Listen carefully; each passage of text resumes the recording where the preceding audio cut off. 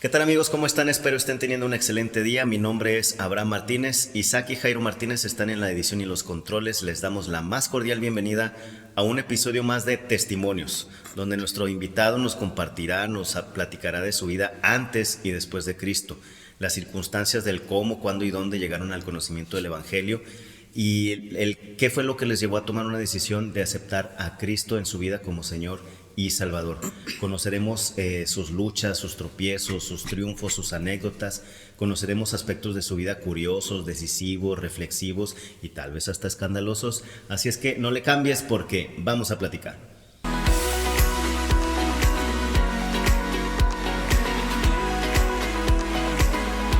Bien amigos, muchas gracias. Con el gusto de siempre les invitamos a que nos sigan en las diferentes plataformas, Spotify, YouTube y Facebook, que se suscriban si no lo han hecho, que le den me gusta a los episodios que les hayan gustado, que les hayan interesado, que les hayan dejado algo de provecho y por qué no, que nos compartan y nos recomienden con sus amigos y claro que sí, que nos hagan llegar sus comentarios. Estamos prestos y dispuestos a recibirlos. Y el día de hoy nos encontramos en un episodio más de Testimonios y me encuentro aquí con un invitado especial, inédito. Estamos aquí con el buen Ricardo Espino. ¿Qué tal, Ricardo? ¿Cómo estás? ¿Qué tal? Muy bien. Gracias por la invitación. Muchas gracias por este tiempo que abres aquí en tu espacio, poder compartir el testimonio de un servidor. Muchas gracias. Bienvenido como siempre. Y el buen Ricardo, mejor conocido como El Richo, en los barrios bajos. Ricardo, pues ya lo conocemos de algunos años, entonces por eso nos atrevemos a llamarte El Richo, como te dicen muchos más, ¿verdad? De hecho, nos conocimos en la etapa de soltero también. Así Estábamos es. jóvenes y solteros y ahí me conociste. Jóvenes, bellos y solteros. Sí, y seguimos siendo jóvenes, bellos y... Bueno, pero ya no solteros. Exacto. Así es. Así es. Sí, Ricardo, pues queremos invitarte a que nos platiques un poco de tu testimonio y amigos, pues los invitamos a que junto con nosotros pues se tomen un cafecito, un té. ¿Qué estás tomando, Ricardo? Una agua, pues casi ¿de dónde? Del manantial, no sé. Sí, del manantial que tenemos aquí atrás del set. Yo un café colombiano, como siempre, pues para tener aquí un ratito de plática, claro. Porque vamos a platicar con el buen Richo acerca de cómo llegaste a conocer el Evangelio y cómo ha sido tu caminar con Cristo, Ricardo, si quieres platicarnos algo. Bueno, acerca de mi testimonio es un antes y un después de conocer a Cristo. En este tiempo, en estos meses sobre todo, he ido aprendiendo más acerca de lo que Dios quiere para con mi vida, porque cuando uno conoce a Cristo, cuando uno está en el camino de Dios, nunca deja de aprender. Y ahorita estoy aprendiendo algo que Dios me está tratando en mi vida y se llama, y lo quiero poner como la palabra de tiempo. Okay. Para todo hay tiempo. Entonces, algo acerca de lo que comparte Dios con Salomón ahí en el libro de Eclesiastés, acerca del capítulo 3 del tiempo. Pero primero quisiera tomar un poquito de tiempo acerca, claro. O un poquito de ese momento. Ahí en el libro de Eclesiastés, en el capítulo 1, pues ahí se comparte que es vanidad, ¿verdad? Vanidad de vanidades. Dijo el predicador. Es correcto, dijo el predicador. Y encontramos cosas que en el capítulo 2 muchos nos podemos llegar a identificar, cosas en las que puede uno amontonar o tener o administrar. Claro que en aquel entonces, pues ahí el autor del libro de Eclesiastés en el capítulo 2, pues habla de riquezas y de ganado. Uno, pues de acuerdo a las escalas, no tiene tanto eso, sí. Pero llega un momento en donde dice, todo es vanidad. O sea, todo lo que está abajo del cielo, todo lo que hace el hombre, el conocimiento, la sabiduría, la ciencia, no es nada. Hay un momento en donde no llega a satisfacer al hombre. Y eso, de acuerdo a lo que se comparte en el capítulo 2 de Eclesiastés, me identifico. Porque antes de conocer a Cristo, tenía yo esa situación. Llegamos a tener conocimiento, llegamos a tener inteligencia, llegamos a tener responsabilidades dentro de cada una de las etapas de nuestra vida, pero nos faltaba algo más. Y así, en esa manera en la que yo al recibir a Cristo me estaba faltando algo. Por eso recibí al Señor. Y en el capítulo 3, ahí en el libro de Eclesiastés, habla de que para todo hay tiempo. Entonces, esa es la etapa en donde yo estoy viviendo. Durante de la edad desde que tengo uso de razón, de los 5 o 6 años, de que llegué al mundo, yo ahora sí comienzo mi testimonio. Primero quería hablar acerca de lo que Dios habla a través del tiempo, de la vanidad, pero sobre todo también de las cosas en las que el hombre, Dios le permite que viva, ¿va? Claro. Ahí ya mi testimonio, soy nacido en el 81, un 1981 en marzo, ya casi mi cumpleaños. Ya casi. Y mi papá y mi mamá son de una educación humilde. Mi mamá llegó hasta el 6º año, mi papá hasta el 1er año. Y como personas pues que buscan mejorar económicamente, pues buscan lo que es el trabajar. Claro. Para nosotros nos inculcaron desde muy chiquitos, por esa situación de necesidad con mi papá y mi mamá, que los dos trabajaban, y también los hijos también tienen que trabajar. Soy el hijo del medio, tengo un hermano más chico que se llama Miguel, vive, y otro más grande que se llama Juan, también es el hermano mayor. Okay. Y 3 varones en casa de mi mamá. 3 varones. 3 varones. Y tú sabrás que hombres en casa, pues se tiene que considerar una educación machista, y así es como me educaron. Me educó mi papá que los hijos no deben de llorar, no deben de mostrar sus sentimientos, y ser muy fuerte para todo, para trabajar, para la educación, para los conflictos. Ustedes tienen que ser muy fuertes. Tienen que ser la parte fuerte de la familia. Así es. Entonces, esa parte de mi niñez la viví con mucha necesidad económica. Recuerdo que a los 7, 8 años, mi primer trabajo fue de cerillito en un centro comercial, junto con mi hermano mayor. Y pues saliendo de la escuela, fue en la mañana, cuando iba al centro comercial, y luego ya en el tiempo de la tarde, pues a la educación, en la primaria. Estabas en la tarde en la escuela. Es correcto. Y ahí traía muy buenas calificaciones, de 9, de 10, porque teníamos el hecho de empeñarnos o tomar una situación de ir mejorando económicamente o también de conocimiento. Sí, pues había cierta... o sea, la familia les había inculcado esa responsabilidad de que donde estés, pues haz las cosas bien. Claro. Y luchar por todo lo que tú tienes que hacer. Era luchar, esforzarse a lo máximo. Pero en esa época, tú no me dejarás mentir, pero era muy bonito. Dejabas tu bicicleta en la esquina, salías con tus amigos y llegabas a tocar a la casa del compañerito. Oye, ¿no vas a salir? ¿Vas a salir a jugar? No vas a salir a jugar. La canica, el trompo, el yoyo, las escondidas, la trae. Lo que pasa es que no teníamos internet, Richard. Es correcto. Gracias a Dios no teníamos ni internet ni consolas, porque si no todo el día como ahora, ¿verdad? Todo el día en la casa, entonces teníamos que entretenernos afuera en algo. Y la imaginación, lo que te da. Agarrabas un palo y hacías una envoltura de algo y con cinta, y ese era el equipo de béisbol. Sí. Y ahí estabas jugando. O el botecito de juguito para el fútbol, ¿va? Y nomás ponías 2 piedras y órale, ahí está. No teníamos balón, pero era el botecito de jugo ya aplastado. Sí, o bueno, no sé si que me gustaba mucho jugar con los niños de ahí del barrio, era el tal llamado los huevos de oro. Hacías un pozo de tuyo, luego hacías otro y varios, y luego lanzabas una pelota. Si te caía a ti, todos corríamos hasta una base que era la base. Tú agarrabas la pelota y se la tirabas. Si le pegaba a alguien, pues tenía que regresar por la pelota. O sea, tú le llamabas los huevos de oro. Les decíamos el huevo de oro. Que eran los pocitos, ¿no? Bueno, a nosotros nos lo enseñaron como los pocitos, ¿no? Y era un de que córrele, porque salías corriendo y en eso agarraba el otro en la espalda. ¡Pah! Sí. Y esa época de la infancia me gustó, me encantó, y todavía un recuerdo con mucho amor. Sí, esa parte. Así es. Y entre esa edad, ya como a los 9 años, mi papá y mi mamá pues empezaron a tomar un poquito más de tiempo laboral.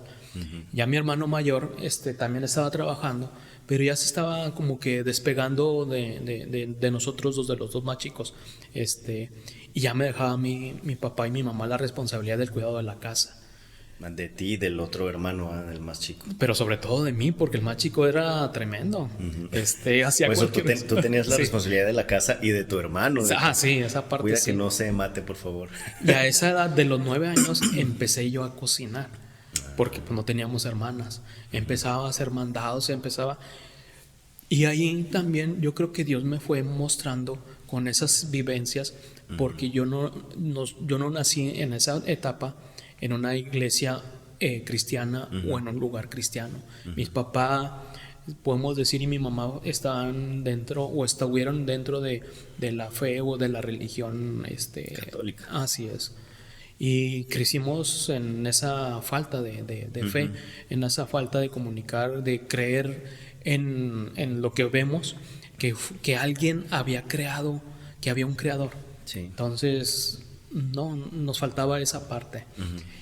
Y Dios de ahí, en esa actividad, de esa responsabilidad, yo creo que fui aprendiendo de que Dios me estaba preparando para algo, porque más adelante voy a compartirles el no entender de esa vez, desde esa etapa de la niñez, hasta en ese momento Dios me fue preparando. Hasta ese momento lo aprendí. Sí. Pero estamos hablando que hace 20 años después de tener los 8, o sea. Claro. Hubo momentos en donde me quedaba como, nos dormíamos temprano, eran como las 9:30 de la noche. Órale. Sí, hacíamos muchas actividades para cansarnos y luego ya dormía a mi hermano más chico y como a las 10 despertaba, porque había un sueño en donde soñaba que había una bola gris que se empezaba a crecer. ¿Pero quién tenía ese sueño? ¿Tú? Yo lo tenía. Ah, ok. Y mi hermano a un lado, o sea, Como un estábamos. sueño, Ajá. una pesadilla recurrente. Fíjate que no le llamaba yo pesadilla. Ah, ok. Yo lo llamaba como una pesadilla que a mí me agobiaba. No lo consideraba como pesadilla. Y crecía y crecía. Tanto que yo veía que crecía y hubo un momento en donde ya estaba cegado de esa bola gris y me hacía despertar. ¿Y qué es lo que yo hacía? Empezaba a sacar cosas del closet o cosas de los cajones y lo desbarataba todo y lo volvía a acomodar. Ay, caray. Para cansarme. Y es lo que hacía. ¿Y para volver a dormir otra vez? ¿O cómo? Ya no conciliaba hasta que ya eran como las 11:30, 12, que llegaba mi papá del trabajo o mi mamá del trabajo, y ya es cuando yo ya descansaba. Pero estaba intranquilo. O sea, en ese lapso en donde tú y tu hermano se dormían, estaban ustedes dos solos. No, mi papá y mi mamá nos dejaban solos desde las 3 de la tarde. Por eso, entonces todo ese lapso se la pasaban solos hasta las 11:30, 12. 11:30, que ajá. llegaban tus papás. Sí. Entonces era cuando tú y tu hermano se dormían y tenías ese sueño. Ese sueño. Y me agobiaba y siempre me despertaba, pero yo nunca entendía por qué me aparecía eso. Y hasta que después fui aprendiendo de muy pequeño, cuando alguien ya te dejan una vida a tu cargo, es mucha la responsabilidad. Sí. Es mucha la Si responsabilidad. uno no se puede cuidar bien, Sí. imagínate ahora cuidar a otra persona. Sí, de 8 años a uno, yo tenía en aquel entonces entre 7 y 8 años, y ya uno ya más chico decías, no está bien, ¿verdad? Ajá. Y el cuidado de la casa siempre no podía yo también, había ocasiones en donde llegaban a visitarme o a decir, y no podía salir porque tenía que cuidar la casa, cuida la casa, pero la casa no se va, ahí se queda. No se va a ir a Así ningún es. lado. Y también a la edad de 10, a los 13 años, mi papá encontró que también teníamos que tener otra actividad aparte de la casa, y fue la parte deportiva militarizada. Estuve ya en esa parte. ¿Tú y tu hermano? o Yo, nada mi más? hermano mayor. Ajá. Ok. Y yo creo que por esa situación, pues me formó carácter. Disciplina también, Disciplina, así es. Y a los 11, 12 años, también estuve yo con los reclutas y luego con los cadetes. Y en los cadetes me dieron todo un pelotón a mi cargo. Y yo decía, ¿por qué Dios me está dando? Y sí decía, ¿por qué Dios me está dando gente, A tu responsabilidad a mi cargo? Si tengo la edad de ellos, o sea, ¿qué les voy a poner? Y porque había líderes en esa época, en esa edad que yo tenía, que veían algo en mí, pero yo desconfiaba y es una responsabilidad de tener un pelotón bajo mi cargo, de llevármelos a correr, de darles cualquier cosa, ejercicio. ¿Pero qué era el pentatlón? Era el pentatlón, es correcto. Y ahí nos enseñaron todo lo que es deporte, defensa personal, pero yo no entendía por qué Dios me iba preparando esas responsabilidades. Sí me agobiaban, sí me desesperaba, y yo decía, no quiero tener tanta responsabilidad. Sí, pues era mucho para un niño de 11, 12 años. Sí. Y ya en la secundaria, pues todavía ahí en esa época de secundaria encontré otros vecinos en las que ahí ya Dios habló directamente en mi vida. Se llama Manuel y Daniel, también dos chicos de 11, 12 años o 13 años, y nos juntábamos mis hermanos y yo, mi hermano más chico y él. Y él nos invitaba a las reuniones de jóvenes, Ay, a la alabanza. Así es, ellos sí se congregaban. Cuando nos invitaban a la casa de estos chicos, el papá llegaba y abría una Biblia. Y hablaba de Salmos, hablaba de Génesis, hablaba del libro de Daniel, me acuerdo muy bien, porque ahí hablaba mucho acerca de lo profético y muchas cosas así. Y me atraía mucho, pero me aburría.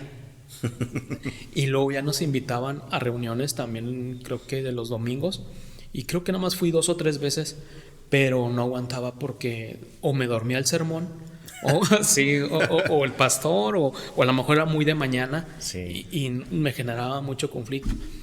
Y ya después, el lunes o al día siguiente que veía a estos amiguitos, me burlaba, pero de una manera maldosa. Tú tuviste un programa que se llama El Bullying. Sí. Bueno, pues lo que le siga de bullying era muy malo. Hubo un momento en donde a los 2 hermanos los conflictuaba yo a él. Sí. Mira, no decían malas palabras. Cuando ya empezaron a tener amistades con nosotros, yo les decía tal cual majadería y lo hacían. La mamá escuchaba. Sí. Y los regañaba a ellos. Por tu culpa. Por mi culpa. Era muy maldoso. Eras mala influencia, sí, Ricardo, para ellos. Ahí es donde yo vi que la astucia, también porque yo creo que a lo mejor por eso me daban responsabilidad, porque era astuto.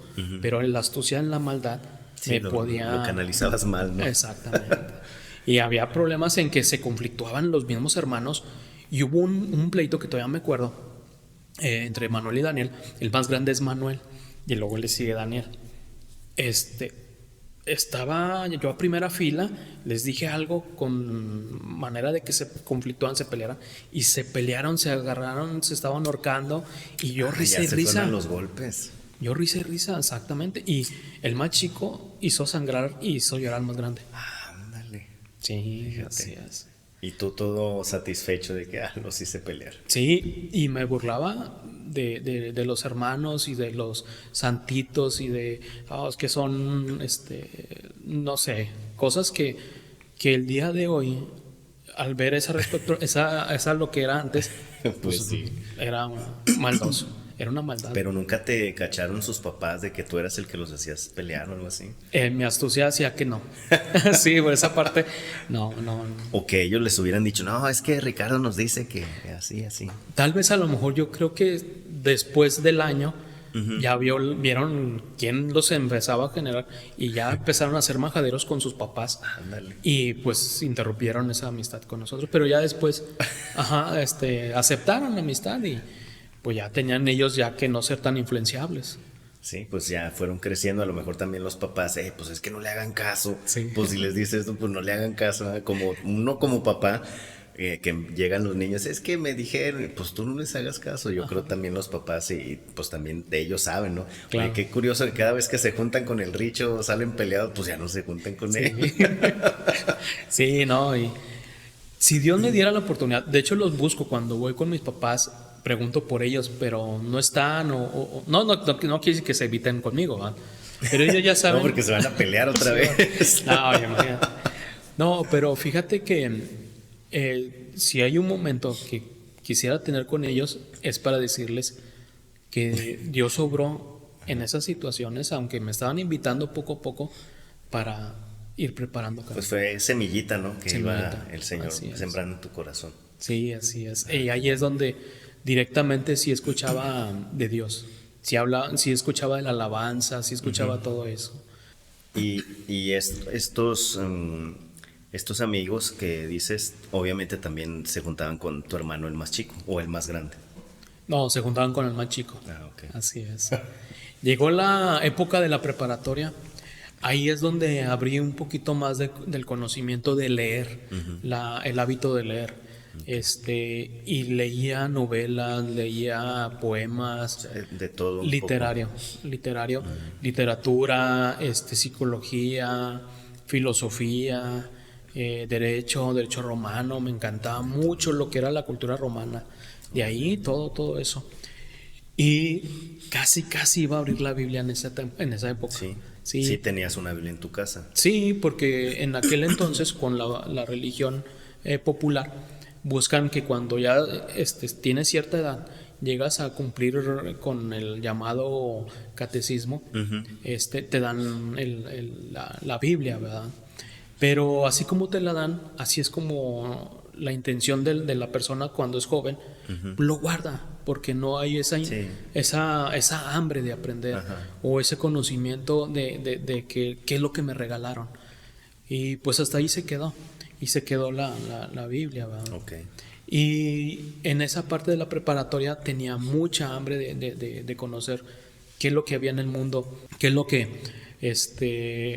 había en la historia, y me encantaba todo. A partir de ahí me encantó todo lo que era la lectura. Pasaba mucho tiempo en la biblioteca, que hoy en día hace falta mucho, en la biblioteca, y ahí devoraba libros. Ya en la universidad todavía me acuerdo que iba a la biblioteca de la facultad, y luego de ahí me pasaba a la facultad de Derecho, y también agarraba más libros para seguir leyendo. A lo mejor te hubiera sido por el lado de la abogacía. De la abogacía, no, pero no, esa parte sí me gustaba, pero no para ejercerla. No para dedicarte a eso. No para dedicarme. Para conocer. Sí, no. Y ahí en la época de la universidad es donde yo lo llamo el tiempo de la perdición. Hay un momento en donde ya, en el tiempo de la inocencia, de la responsabilidad, el tiempo de lo que es el formar carácter, el tiempo de aprender de lo que Dios iba hablando y preparando, como ya habíamos dicho, de estos dos compañeritos, de esos dos niños. Ahora era el tiempo de la perversión, pero porque yo literalmente busqué. Querías probar. Pero en desenfreno. Fue una situación en la que Dios, en su misericordia, me libró de muchas situaciones peligrosas. Ahí, saliendo casi de la preparatoria y entrando a la universidad, llegué a los tales llamados giros restauranteros, al giro de los antros. Sí. En aquel entonces, en los 90 eran las discotecas. Sí, claro. En los 2000, pues ya estamos hablando que eran los antros. Sí, como que cambiaron el nombre, pero eran lo mismo, ¿no? Sí, pero por el hecho de que traían un movimiento electrónico, un movimiento de situaciones y movimientos europeos que fueron formando en la juventud de aquellos 80s, de los 90s y de los 2000, mezclados con vicios. Entonces yo entré primero, pues como con todo, al momento de probar ciertas situaciones de tentación, pues no me va a pegar, no me va a afectar. Entré como ayudante de cocina en algún restaurante, y luego ya después vi el área de lo que era de la barra, de lo que era el barman. Pero hoy ya no se le llama barman, hoy se le llama mixólogos. Son aquellas personas que mezclan 2 o 3 bebidas y también le agregan alcohol, ¿verdad? Sí.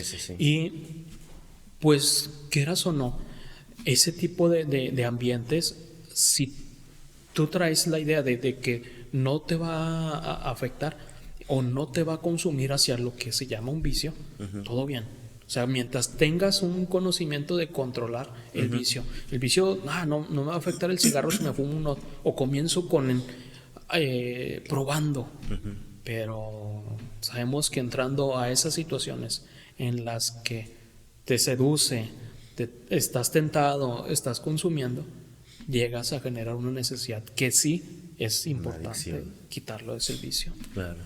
Entonces ahí fue entre eso, pero mi idea nada más es aprender lo que era el servicio restaurantero, por esa parte de lo que era el barman, de la mezcla y del servicio de la atención al cliente, detrás de una barra. Y durante los 5 años de la universidad, de lo que se pueda ahí tener de dinero para poder terminar. O sea, te servía para tener ingresos para mi carrera. Para mi carrera, es correcto. ¿Fueron entonces 5 años que estuviste como barman? 6 años. 6 años. 6 años. Y eras de los que hacían malabares y todo. Sí, en aquel entonces pues tomabas las botellas. Es que sí, en esa parte tan entretenida, tan formal, de una manera laboral, sí es bueno porque pues conoces la historia de los licores, conoces en sí qué cosas son de mezcla, las combinaciones, hacer, el recetario. Es como, no lo quiero agregar esa situación porque manejas alcohol a algo como la cocina, porque la cocina pues ahí es muy difícil mezclar alcohol y pues haces pastelillos para todo, ¿verdad? Sí, y acá claro. No, acá sí, cuando ya mezclas alcohol es para los adultos o los jóvenes mayores de 18 años.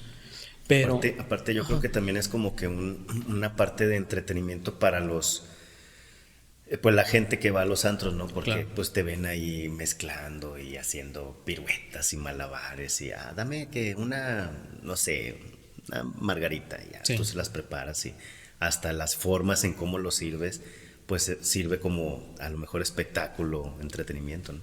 Sí, de hecho nosotros abríamos en esa época la barra, primero pues con un acto acrobático, bailábamos las botellas, poníamos ahora sí que la barra servida con algunas mezclas en las que separabas bebidas y licores, y eso atraía mucho en aquel entonces, aparte del DJ y aparte del grupo que todo ahí se mostraba, y era una situación sincronizado. Y luego ya después la parte de que había actividades, los meseros hacían también piruetas, un show. Entonces tenías entretenida a la gente con la música, sobre todo también. Claro. Pero ahí fue donde caí en la tentación de lo que era probar el alcohol. Dije, no me va a pegar, voy a probar, porque desde de la edad de la niñez a la adolescencia hasta esa época no había probado nada de alcohol. Ya entrando a ese lugar, me ofrecen el primer trago, lo pruebo, me amarga mucho, pero por querer quedar bien con los demás jóvenes tengo que acabármela de más, tengo que seguir con otra. Y ahí esa parte pues fue acumulándose más y más. Mi saciedad, mi forma de que quiero más, que hasta hubo un momento en donde ya de plano no llegué a un lugar como Alcohólicos Anónimos o algo, pero ya necesitaba algo para reponer la cruda, y eso también ya no son bebidas alcohólicas, son mezclas tóxicas que más fuertes, ¿no? Sustancias ilegales, para reponer la cruda.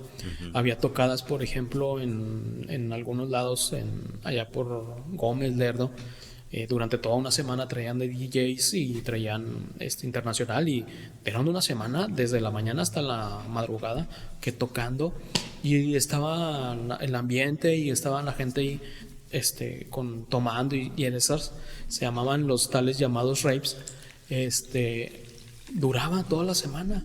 ¿Y qué es lo que me reponía? Ese tipo de sustancias ilegales en una bebida, y te hacía que tuvieras más energía para poder disfrutar, para aguantar, para aguantar más. Entonces esas mezclas de pastillas o en polvo, poco a poco fue generando en una situación ya de perdición. O sea, ya no era convivir, sino era ya buscar esas sustancias, ¿verdad? Ya estabas dependiendo cada vez más de eso. Para reponer lo que era la cruda. Ajá. Entonces, también faltaba a estar ahí durmiendo con mis papás. Había semanas o había días en que ya no llegaba a la casa. Me llevaba ropa de cambio antes de abrir ese lugar de antros para poder trabajar. Salía a las 3 4 de la mañana, me iba a un departamento con los compañeros, seguíamos con nuestra fiesta nocturna, con las bebidas y todo, con las mezclas esas que te comento, y hasta las 7 8 y ir a la universidad, y luego otra vez ir al antro. O sea, era una vida excesiva también. Y poco a poco también fue mermando en esa situación. Los antros Pues tu salud, ¿no? También. Fíjate que me mantuvo lo que era el ejercicio también, porque sí necesitaba mucho de sacar algo que yo tenía, y en exceso fue correr mucho, jugar básquetbol, box, hice mucho deporte en ese tiempo Pues eso también. te ayudó. Si no hubieras hecho nada de eso, a lo mejor sí hubieras resentido más ese tipo de actividades, ¿no? Sí, y no sabemos si hubiera sido perjudicial en haber generado azúcar o algún detalle de hipertensión o algo, que también esa parte Dios tuvo cuidado. O sea, aún viviendo en esa situación, que yo lo veo que fue un tiempo de fango, estuve literalmente hasta acá de muchas cosas de exceso. O sea, era exceso de alcohol, era exceso de situaciones que lo que te comento, sustancias ilegales, y también de amistades que no eran buenas. ¿Cuánto tiempo fue más o menos, Ricardo? 6 años. O sea, esos 6 años que estuviste de DJ fue exponiéndote a todo eso que... Lo que fue ya de exceso fueron los últimos 3 años. Ah, ok. Los últimos 3 años me llegaron a invitar, también en esa ocasión, o en esos giros me conocen como Richo. Ajá. Yo creo que yo le digo el Richo malo, el Richo de la antigua vida. Sí. Abrían antros en las playas y me invitaban. Cada vez que... ¿Vas hasta allá? Fíjate que no, ahí sí me daba mucho miedo ir a otro estado. No sé, ahí sí yo digo que si me hubiera ido a otro estado, habría la te hubieras libertad. perdido, ¿no? Habría la libertad Ajá. y no sé qué hubiera hecho de mi vida en ese tipo de ambientes. Pero también, como fui influenciable, también influencié en jóvenes a que también tomaran esas malas decisiones. Hace como 10 años, dentro de esa actividad, conocí a alguien y platicando me dijo: oye, ¿sabes qué? ¿Te acuerdas del vampiro? Le digo: ¿cómo que el vampiro? Sí, ¿qué le pasó? Pues falleció de SIDA. A ese chico, él venía de México y llegó a uno de los antros de todos los que estaba yo, y me lo pusieron a mi resguardo. O sea, me dijo: ¿sabes qué? Enséñale todo lo que sabes, él te va a ayudar. Y él empezó. Y esa noche recuerdo muy bien que tenía mucha sed y ya estábamos descansando y estábamos cortando lo que era la propina y todo. Y sentado a un lado mío le dije: oye, tómate una. Y me dijo: no, no tomo nada. Y yo le dije: no seas cobarde. No seas cobarde. Vas a hacer quedar mal enfrente de todos. No, como. Y se la tomó de compromiso, porque yo hice. Como tú lo hiciste a lo mejor al principio, ¿no? Es correcto, así es. Y a las 2 semanas él ya era también alcohólico. Y luego al medio año lo corrieron del antro, porque ya él estaba tomando en las horas laborales, y aparte ya se estaba robando el vino para su consumo personal. Para su consumo personal. Y pues hace 10 años que ya platicando con alguien que conocí, me dijo que había fallecido por esa situación. Le dio SIDA. Entonces, sí, con él nunca supe su nombre. Siempre le pusimos un apellido y hasta ahí lo llegamos. En esa época, la juventud, no me interesaba mucho los demás, siempre era yo, Sí, yo. claro. Y había noches, fíjate que ya fue en el 2004 y comenzando el 2005, en donde ya no podía dormir, Tú ya no podías dormir. ya no podía dormir. Ahí me daba mucho miedo la oscuridad. A mi edad, de veintitantos años, como que me daba mucho miedo. Ah, sí. Y había un momento en donde le dije yo a Dios, Dios, si tú existes, te pido perdón, de palabra y en obra y en espíritu. Ya no quiero vivir así. No permitas que yo me llegue a perder. ¿Por qué? Porque muchas situaciones de mis papás, ellos han visto que conmigo pueden tener confianza, pueden tener un apoyo. No permitas que pueda yo llegar a tener una situación de enfermedad o de alcohol o de un vicio. Yo no sé cómo Dios me habría contestado en ese momento. No me contestó tan inmediato. Claro, claro. Hasta que ya en mi profesión estaba trabajando como auditor y fui a una frutería. Ahí esa es otra etapa en donde yo la llamo un nuevo nacimiento. Dentro de mi testimonio yo la llamo como el tiempo del nacimiento. Conozco a un ángel que Dios me la envió en el 2004, creo que fue en agosto de 2004. Cuando yo ya fui a hacer esa revisión, Jessie es ese ángel, Pues, lo que ahora es tu esposa. la que ahora es mi esposa, y ella a la primera estaba en un escritorio, yo estaba del otro lado del escritorio, y yo sí, nada de chicas, nada de yo voy a trabajar y así. Y ella, porque le han de haber dicho, oye, te vamos a llevar a un Auditor. chico, Ah. ajá, guapo, joven. Y dijo, ¿y dónde está? ¿Dónde está? No, pero no, yo no tenía interés de relacionar. Tú ibas a trabajar. Yo iba a trabajar. Pero antes de que sigas, esa etapa que tú mencionas, ya habías tú hablado con Dios de, Señor, ya no quiero más esta vida. Sí, ayúdame 2004. a componerme. O sea, ya estabas, como quien dice, tratando de depurar todos esos vicios, etcétera. Y es cuando llegas a ser auditor y llegas a la frutería. Es correcto, sí, Ok. es correcto. Ok. Y allí es cuando Jessie voltea y está como que interesada conmigo de no acerca de tener una relación, sino de mi vida, porque yo creo que los chicos de los compañeros del trabajo, de los contadores, le han de haber dicho, oye, háblale de Dios, acércalo porque es una persona perdida. Y luego en esa Anda bien parte perdidote, ayúdalo. sí, muy perdido. Total que ella me dice, ¿qué haces los sábados? No, ¿qué haces los viernes a partir de las 6 de la tarde? No, pues voy a los antros y sigo. Ya era lo último, ya era lo último. Y luego me dijo, te invito a una reunión de jóvenes de nuestra edad para que te la pases bien y ¿cómo ves? O sea, te dijo de antemano que era de la iglesia. Sí, porque en esa semana que estuve con ella tenía muchos himnos y muchos cantos, muchas alabanzas cristianas. Y yo sí, ya cuando escuché ese dije, es cristiana. Por eso también puse yo creo que mi límite, mi barrera, porque yo no quería pues algo tan muy religioso en Sí, mi claro. pensamiento. Dije, ¿Te no, acordaste no. de tus amigos de la infancia, a los Sí. que les hacías pelear? Sí, ahora no, dije, no, ya nada de religión, voy a trabajar. Y luego, total que le marqué, le dije, ¿sabes qué? Pues pasa por mí. Me encuentro en tal lado y no, pues nos vemos.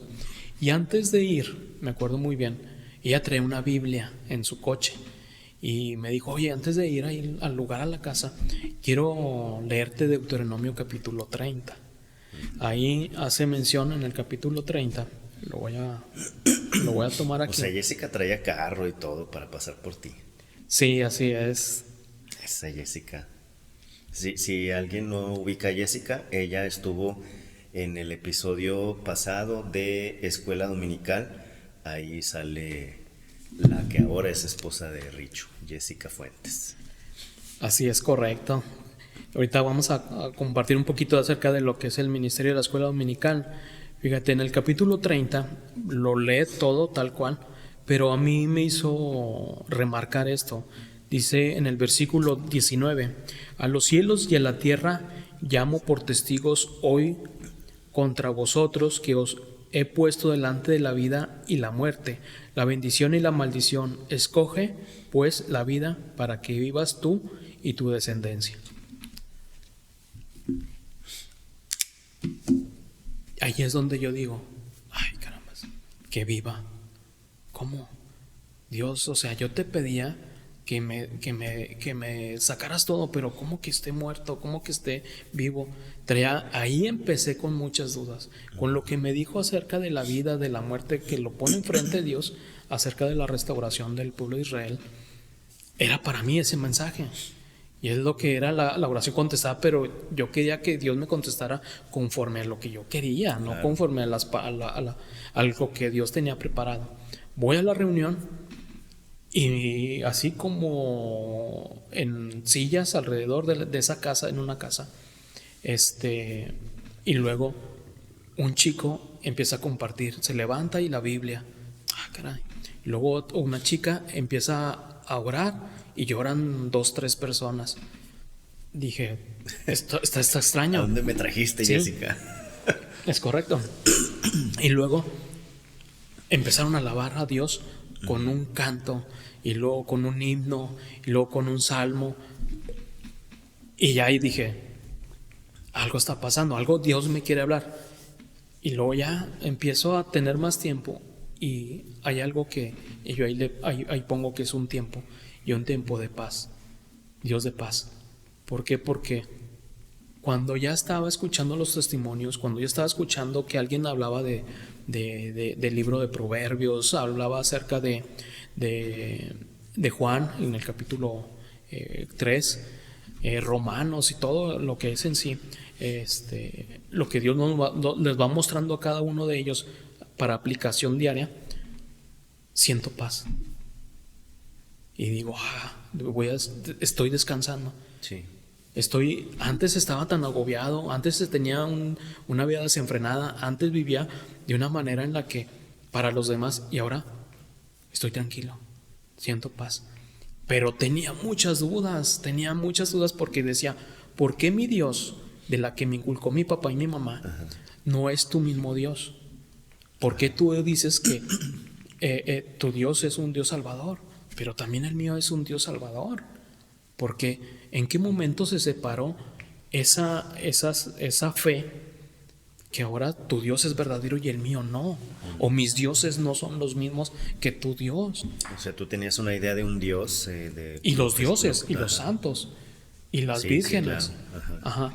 Y dije, ¿por qué no están dentro de las vírgenes y los santos plasmados en tu Biblia? Porque no recurren a ellos como yoga, porque no se persignan, o sea, las diferencias entre una y otra. Es correcto. Y porque todos traen Biblia también, esa parte, digo, ¿por qué traen la Biblia? ¿Y por qué traen el interés de compartir? ¿Y por qué unos lloran y otros abrazan y están en esa parte? Digo, a ver, y me acerco con Jesse y le digo, ¿sabes qué? Tengo más dudas de lo que venía, ¿va? Y luego ya me dice, ¿sabes qué? Esas dudas ya no las puedo yo contestar. Las puede contestar otro chico, porque te puedes identificar con ese. Y se acerca en aquel entonces Isaac Gómez, y él es el que se tiene el ánimo y el interés para compartir lo que es en sí el plan de salvación. Isaac Gómez. Un saludo a Isaac Gómez, que está en Saltillo. Así es. Sí, órale. Y a partir de ahí me acuerdo muy bien, porque él me invitó a un domingo en la iglesia Valle Dorado, que es donde yo todavía sigo asistiendo, que es lo que veníamos platicando. Dios puso una maceta y me dijo, aquí usted se va a quedar y no se va a mover de este lugar. ¿Ya cuántos años llevas ahí en Valle Dorado? Ya llevo ya llevo 15, 18, 9, 20, 21, 22 años, casi 22 años con la iglesia. Ahí me acuerdo muy bien, el primer domingo invita Isaac, y también muchas sillas, y empieza alguien a compartir una mesa en medio de todos los que están asistiendo, pan, jugo de uva, y luego alguien con una guitarra alabando al Señor, y luego todos también. Y dije, me siento tranquilo, estoy tranquilo, hay algo aquí que no identifico, pero me siento en paz. Esa parte es donde dije, Dios me está hablando. Pero tenía muchas dudas, cómo poder tener esa tranquilidad también traducida en una fe. Claro. Y luego, ya los sábados me invitaba Isaac. Me acuerdo muy bien que me invitó a las 5 de la tarde. Llegaba yo con un lonche, porque pues salía de la oficina y luego llegaba hasta ahí, pues yo tenía mucha hambre y me llegaba un lonche y me lo comía ahí con Isaac. Isaac llevaba los refrescos y comíamos y con la Biblia. Me acuerdo muy bien que leíamos Hechos capítulo 1, 2, 3, casi nos aventamos todo el libro de Hechos. Y ahí Dios me lo mandó como Bernabé. Pero ustedes aparte se reunían como un tipo de discipulado. Es correcto. Okay. Pero no era discipulado porque todavía no llegaba yo a recibir a Cristo. Okay. Pero él sí me daba lo que era conocimiento bíblico. Y yo a él lo vi como Bernabé, un hijo de consolación. Sí. Porque en ese momento estaba destrozada y mi vida estaba desorganizada. Y con él empezó a hablarme, empezó a decirme. Y yo tenía mucho interés y tenía mucha hambre. Pero hubo un momento, casi creo que fue a principios del 2005, que no entendía ya la Biblia. Ya no la comprendía. Y yo sí una vez le dije a mi suegro, al papá de Jesse, le dije, oiga, ya no la entiendo. Ya ahí me están hablando de Apocalipsis, me están hablando acerca de 1 de Corintios, 2 de Corintios, me están hablando de Efesios. Ya no la estoy entendiendo. Y me dijo, para que tú la entiendas, tienes conocimiento, pero la tienes que entender primero porque tienes que arrepentir. El pecado está haciendo en ti, ya, lo que tienes, un cego. Te está cegando. Necesitas quitarte eso y nacer de nuevo. Fue en abril del 2005 que invitan a alguien ahí en Valle Dorado y comparte el plan de salvación, hacen la invitación, y en ese momento, en esa oración, yo le pedí perdón a Dios por mi manera de vivir, por mi manera de conducirme en mi juventud. A lo mejor cuando era niño pues lo hacía de una manera no tan alevosiva. Claro. Pero ahora sí ya lo hacía con conocimiento de lo que tenía enfrente. Sí. Y me arrepentí y le dije, Señor, quiero que tú seas mi Salvador, que la sangre del Señor Jesucristo me limpie de todo pecado y que entres a mi corazón. Y fue en ello, a partir de ahí, que ya fue como un velo, fue como una carga que se me quitó. Sí, claro. Que se me quitó. Ya a partir del 2005 estuve ya reuniéndome ya sábado tras sábado. Constantemente. Estábamos platicando acerca de las actividades de los clubes bíblicos, que también esa parte me agradó porque también en ese momento ese es el tiempo de preparación. Dios me preparó porque hubo un momento de clubes bíblicos para todo lo que estamos dentro de esta región, que empezaron a tener ese conocimiento y querer tener esa provisión, y comenzaron con los clubes bíblicos. Sí. Ahí siguió ahora sí el discipulado. Ya casi no nos veíamos tanto por la ocupación con Isaac, con su trabajo, pero me tomó para el discipulado Pablo Di Gilio, y también siguió Rubén Camacho, y empezamos a tener esa parte de crecimiento dentro de un discipulado de un chico, sí, persona a persona. Y a partir del 2005 hasta el 2014, 2013 fue todo lo que era actividades evangelísticas, obras evangelísticas, que eran las noches de talento, todo lo que era memorización, todo lo que era los SMATs, los campamentos, los campamentos también. Sí. Hubo un rally o una actividad que también en el club bíblico, de hecho comenzamos con un nombre ahí dentro de esa parte de las reuniones se llamaba RBD. RBD, como el grupo. Como el grupo. Traíamos esa idea, pero no era tan así. Era reuniones Valle Dorado. Era sí, V. exactamente. No era B, era V. Era V. RVD. RV, ajá. Ok. Pero estábamos intranquilos, queríamos cambiar ese eslogan o esa palabra y lo cambiamos a Adonai, mi Señor. Y se quedó, y a partir de ahí se acercaron muchos jóvenes a los pies de Cristo. Dios fue utilizando mi tiempo, mi conocimiento para poder alcanzar a muchos jóvenes que hoy en día los vemos en las iglesias, que también me da mucho ánimo ver a esos jóvenes ya con familia también. Sí. Con niños también. Sí, ya. Y firmes, ¿no? En una iglesia, participativos.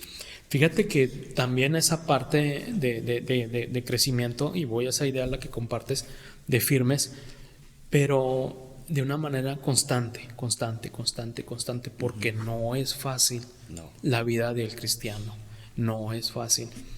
Me casé en el 2008, en junio del 2008, con Jessie, que es mi esposa. Uh-huh. En el 2009 Dios nos da el privilegio de tener a nuestro hijo Santiago. Soy papá. Ahora ya entro en la etapa pues duré de esposos un año, 2008. Luego ya Dios me dice, tenga una bendición. Y ahora papá. Sí. Y era de inmediato. Y luego en el 2013 Dios nos da la bendición de otro, uh-huh. Elías. 2 chicos ya teníamos ahí y estábamos orando por una mujercita. Y Dios nos manda a Regina. Fue en el 2015. Ahí una niña encantadora, una niña en la que al principio traíamos duda, porque buscábamos quién de los dos podía tener esa situación dentro de lo que era el tema del síndrome de Down, o sea, alguno de nuestras 2 familias. Pero nos confirmó alguien y nos dijo, no, ninguno de ustedes 2, de ninguna de sus familias, sino es un regalo que Dios les mandó a Regina con esta situación de síndrome de Down.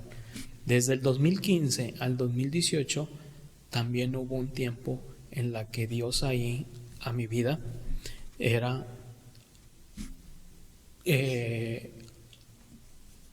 crecer en todo lo que me enseñó desde mi niñez.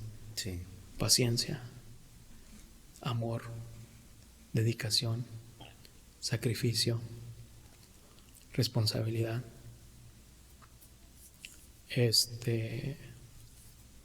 Y hasta ahí, en esa etapa, entendí por qué Dios me fue preparando desde mi niñez que tener a un hermano solos en trabajar.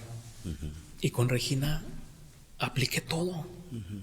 Todos mis 5 sentidos con ella, mi paciencia, mi dedicación del trabajar y luego ir con ella a las terapias, tener mucha amor hacia con ella y aprender con ese regalo que Dios nos mandó y decir, aquí la tienen, disfrútenla. Uh-huh. Regina nació con una situación de cardiopatía y traía una situación de su corazón y tenía que ser operada a corazón abierto, y traía un detalle también en un conducto arterial, un conducto también tenía que ser. En el 2000, a partir desde que nació en el 2015, 2016, fue tema de ir al seguro, fue el tema de llevarla y verla sufrir bastante. Sí. Que le hicieran su tema de exámenes de sangre, llevárnosla a Monterrey, traerla a Monterrey, sus terapias, la vimos crecer mucho. Ahí también con Santi y con Elías los vimos muy amorosos con ella. Ella también hacía con ellos, porque hubo un momento en donde estábamos ya también en la preparación de lo que era la operación de su corazón. Uh-huh. En una de las tantas que nos evitaron, que nos pusieron de que Hoy no, pues nos faltó algo. Se las posponían. Se nos la posponía. Yo le decía a Dios, ¿por qué no la pospones, Señor? No la entendía, no la entendía. Hasta que ya al final, antes de que Dios la pidiera, la entendí. No la posponía, no la alargaba. Yo decía, te voy a alargar la estancia con tu niña. Te voy a alargar más tiempo para que tengas, para que la disfruten. Y me acuerdo muy bien que fue la final de Santos Laguna contra el Toluca en el 2018. Fui al seguro y nos la pasamos genial. Regina, mi esposa y yo estábamos ahí, ella encantada viendo el partido, se levantaba y todos los médicos la veían y saludaba, era muy animosa. Y ahí al día siguiente es donde Dios a esa situación.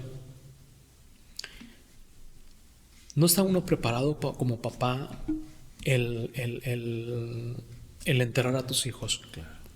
Siempre dicen, no, que nuestros hijos nos entierren, que ellos nos lleven en nuestros últimos. Y no estábamos preparados, ni mi esposa ni yo, ni para despedirnos de ella. Ella tenía todo en sí en esos últimos momentos, entubada aquí, en todos lados. Y le dije a Jessy, háblale a nuestra niña, porque sí nos dijeron que entrábamos a despedirnos. Ya tenía ella en esa última operación, creo que eran 4 infartos. O sea, la operación de por sí era riesgosa. Riesgosa. No salió bien, no lo tomó bien el corazón y ya tenía 4 infartos. Y ya nos dijeron que literalmente iba a ser un milagro. O si no lo regresaban a ella, iba a traer unas secuelas. Yo sí le dije, Dios, dámela aunque la tenga en cama. La quiero ver y crees que la quiero tener aquí, Señor. Uh-huh. Que me vea. Yo cantarle, yo leerle, uh-huh, pero dejándola más tiempo. Uh-huh. Y pues Dios habla ahí, ya toma la vida de Regina. Sí, te soy sincero. Como te dije, a Dios, ninguno está exento de vivir una vida en abundancia. Todo hay tiempo y ese fue un tiempo de llorar para mi esposa y para mí. Renegué yo contra Dios un año. No me alejé de la asistencia de la iglesia, pero durante un año sí renegué contra Dios y le dije, Señor, clubes bíblicos, Señor, acercamos muchos a jóvenes. Te dije, ten mi talento, ten mi don, ten lo que tú tengas aquí, pero déjame, mi niña, me la tomaste. Pero para los caminos de Dios, no sé por qué me la tomó. No he llegado todavía no he llegado a comprender todavía. Siempre en algunas ocasiones me llego a acordar de Regina y he aceptado. Sí, ya acepté esa idea, claro, pero no llego a haber comprendido porque todavía no lo aprendo. Uh-huh. Y fue un año. Y luego ya al año Dios nos manda a Emma. Y traía alegría al corazón de Jessy. A mí me traía ánimos. Y es una niña amorosa con sus hermanos. Emma ahí, muy alegre. Tremendilla. Hay algo en ella algo inexplicable. Dice ella que se acuerda de su hermana. Ah, sí. No sé. Le enseñas fotos. Sí, pero me dice, oye, me acuerdo de mi hermana. Órale. Y luego ya el último, hasta ahorita, es mi hijo Isaac. Sí, es tremendote el Isaac. Sí, dicen que es no, dicen que las copias de las copias ya no se parecen más, pero él es el idéntico a mí. Volví a nacer con Isaac. Sí. Ajá. Y ahí entre Elías y Regina, Dios también me preparó para tener más responsabilidad para con la niñez acerca de lo que es en el 2005 al 2013 dejamos nosotros, bueno, estuvimos en las reuniones de jóvenes, clubes bíblicos, pero ya en el 2013 a la fecha se nos dio una oportunidad. Dios puso ahí en nuestro corazón el deseo de también compartir la enseñanza bíblica para con los niños. Y hasta el día de hoy, desde el 2013 a la fecha, ahora estamos en el ministerio de... Ya casi 13 años. Fíjate. Pues es que tú aportas muchos niños a la iglesia también, Ricardo. Pues Dios te estaba llamando por ahí. Sí, pues es que dice Dios, y di fructificar la tierra, multiplicaos. Entonces, yo Tú quiero... hiciste caso, tú fuiste obediente. Sí, todavía. Entonces, también esa es otra etapa en la que Dios nos pone a mi esposa y a mí el tiempo de enseñar ahora. Claro. Con la niñez. Yo sí renegaba, decía, no, con los niños no, los jóvenes sí, los jóvenes sí. Pero un hermano se acerca y nos dice, no, donde Dios los ponga y pongan su corazón y su deseo y todo lo que puedan para el Señor. Y ahorita estamos muy bien con este ministerio, con los niños. Vemos a muchas niñas que van aprendiendo, son muy inocentes. Hay que ser parte con nosotros los papás de que también hay que trabajar con la niñez, pero... Sí, no es una labor nada más de ustedes, sino de los papás de los niños. Ya lo comentamos en el episodio precisamente de Escuela Dominical, y es un trabajo de varias partes, ¿no? Claro. Sí, nos acordamos con mucho cariño de Regina, los que la pudimos conocer, y la verdad es que siempre es de mucha aprendizaje verlos digo, uno nunca, como tú dices, nunca se prepara o nunca está preparado para pérdidas de ese tipo, pero vemos también el ánimo por medio de ustedes y de otras parejas que lo han vivido, y pues Dios fortalece también. Claro. Y Dios, yo creo que ha sido bueno con ustedes, de tal manera que les ha usado para bien. No sean, si en su momento tú dices, bueno, renegué contra Dios, pero pues Él también nos da como que esa chance de, está bien, desahógate todo lo que tú quieras. Ajá. Pero aquí estoy contigo. Claro. Sí, y por eso lo mencionaba en mi testimonio, hay tiempo, y sí. Dios me fue dando ese tiempo, y ahorita estoy en este tiempo contigo hablando y platicando. Claro. De mi testimonio. No sé si en 5 años en dónde Dios me va a poner, ¿verdad? En dónde me voy a colocar. Algo que ya nada más me gustaría enriquecer este tema es acerca de lo que es la maratón. Ya corrí una maratón, también hubo un tiempo de preparación física. Órale. Entonces ya la corrí. ¿Cuándo fue eso? Fue en este año, en el 2025, no, perdón, el año pasado, en marzo del 2025. Órale. Pero fíjate que ahí lo aprendí también, el que cuando uno se prepara o está en una maratón, es también la vida de un cristiano. Yo lo defino así: del kilómetro 1 al kilómetro 6 te cuesta. Uh-huh. Te cuesta agarrar ritmo. Dices, apenas es el comienzo. Sí, apenas es el comienzo. Estás con los latidos descontrolados. Y luego del 1 al 6º kilómetro, del 7º al 12º kilómetro, ya está mejor. Ya todos lo tienes, ya traes condición, ya estás teniendo tu respiración, ya sabes lo que estás haciendo. Ajá. Nuestra meta es alcanzar los 42 kilómetros. Ajá. Y esa es la meta. Sí. Entonces, del kilómetro 13 al kilómetro 21, cae una curva de pesadez. pesadez. Y dices, ajá, ay, quiero alcanzar, estoy muy pesado, estoy agotado, estoy deshidratado. En el kilómetro 22 al kilómetro 31, ahí yo lo catalogo como perdido. Sí. Llegas a perderte. Sí, fíjate que en las preparaciones llegué hasta las 3 horas 10 minutos corriendo seguidas. Empecé primero con 10, con 15, con 21, Pero ya llegando a a las 3 horas 10 minutos, estás perdido. Como si estuvieras naufragando, o sea, en un barco y no traes rumbo. En ese lapso, yo lo tomé como un lapso perdido. Como que, ¿qué estoy haciendo? Sí, o sea, vas nada más con la... Porque estoy aquí, va. Exactamente, me llegó a pasar, porque estoy aquí. ¿Qué estoy haciendo? Estoy aquí en el bosque, estoy aquí. Pierde la noción de tiempo, espacio y todo. Exacto. Y así es como yo considero la vida. Llega un momento en donde dices, ¿qué estoy haciendo? ¿A dónde voy? ¿A dónde voy? Pero ya brincando ese umbral, en el kilómetro 32 al 38, ya tienes que terminarla. Como sea el lugar, tienes que acabarla. Tienes 5 kilómetros seguros por el ánimo. La gente te anima, la gente te está, así es, ya sea los iniciales o los finales, pero 5 kilómetros los tienes seguros porque te están animando.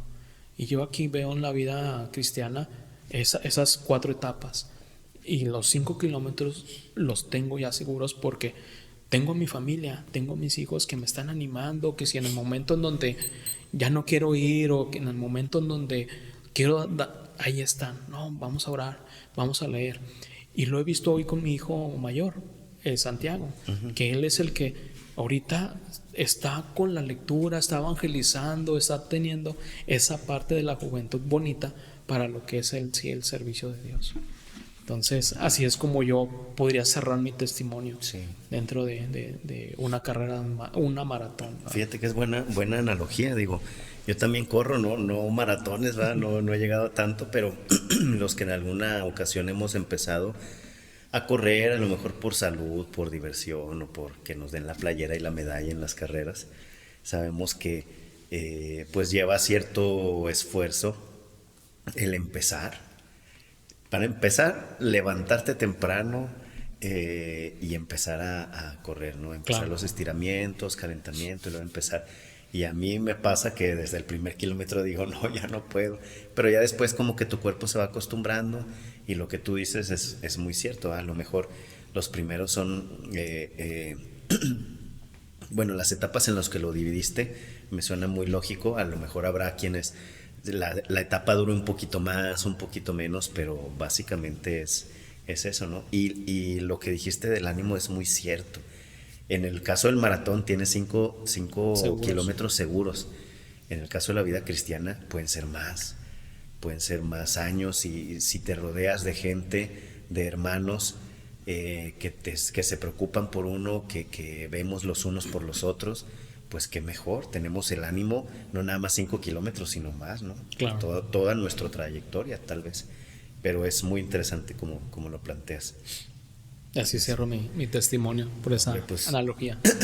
Muchas gracias, Ricardo, porque la verdad es que a veces no conocemos la historia de una persona, cómo llegó hasta donde está y pensamos que